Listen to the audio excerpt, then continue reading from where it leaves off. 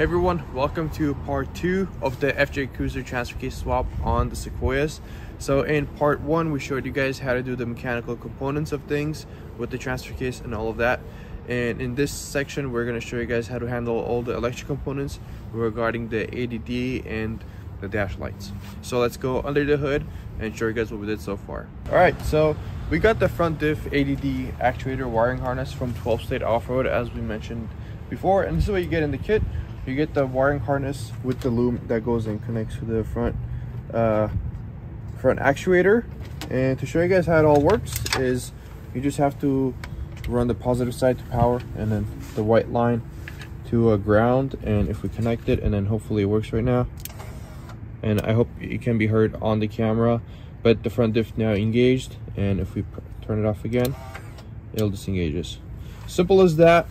We're gonna put the switch inside the cap so we can activate it on the go and not have to open the hood like we did on our trip. So yeah, let's get to it and I'll show you guys how we do it. So luckily the guys at 12 State have these things labeled as we separate them and run them through the grommet into the cab, so in the future we'll know where they all go. Alright, so our goal is to have the switch just down here along with these other ones. So while he's feeding the wires through there, I'm going to try to start getting this taken apart a little bit and then figure out how we're going to get it to that spot. Alright, so we actually don't really need a lot of these. We don't have the airbags anymore, and this just controls like a plug that's in the back. So we might like rearrange these a little bit and put the ADD one over here. But yeah, this is where we're trying to get it through. You can see we're going to try to feed it through the dash here, so we might have to take apart some of it. Alright. So a slight problem, this thing does not fit in there. So we're gonna try to cut the inside of this a little bit to get this to fit all the way through. All right, we have success. We trimmed the side things around the connector and it has fit perfectly. We prefer doing this way more than putting a hole anywhere else since we're not using any of these, really. So this looks great. So we fished the wires through the grommet underneath there and pulled it all out.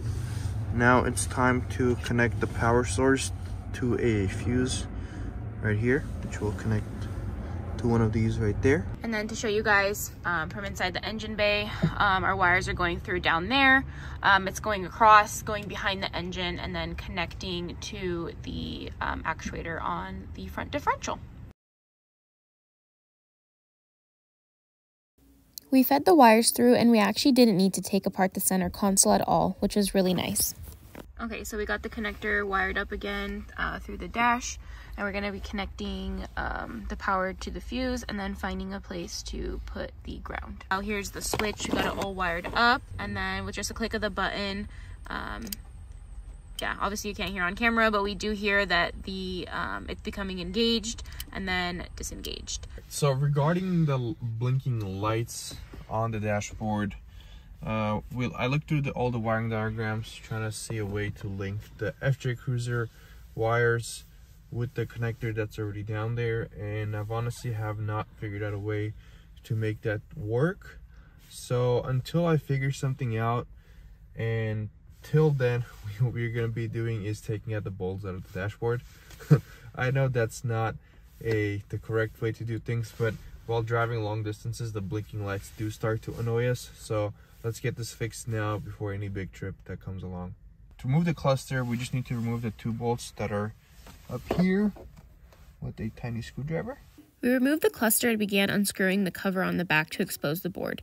This is our first time taking this apart, so we'll see how it goes. Okay, we know this is probably going to annoy a lot of people that were going around this way to fix it, but we took this off and we took off the little dials, I guess, on there, and then we can see under there the light. So we're just going to put a piece of tape over it for now. I don't know if it's going to be able to be fixed in the future.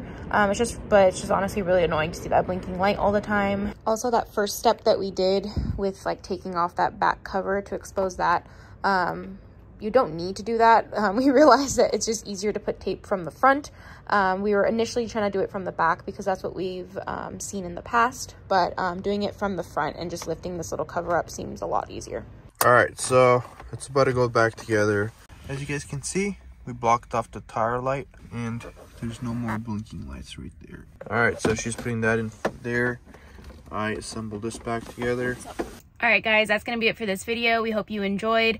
We're sorry we couldn't give you guys like an exact answer on how to get the lights to correspond with the manual transfer case. If we do figure that out in the future, we'll definitely share it with you guys via like Instagram or just a separate YouTube video itself. One thing I want to mention about the transfer case, just kind of like final thoughts, it's really, really nice. So we were in Moab this past weekend. We had no troubles at all. We were able to switch into all the gears, and it's a little more comforting knowing that you're 100% in that gear, the car is responding as such, and you're able to just go on with the trail. Ever since posting that video, we got a lot of comments about people saying like, oh, now my car is stuck in 4 low, or, you know, I'm having issues with the electric system. So again, we would definitely recommend this this transfer case swap. Honestly, we feel like it's a real game changer.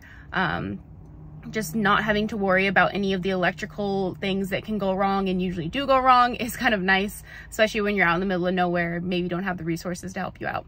But all in all, this is something we would highly recommend for you guys. And if you guys are in the market to do it and you have any questions, feel free to message us on Instagram, leave a comment down below. We're usually pretty good at responding. And yeah, we will see you guys in the next one.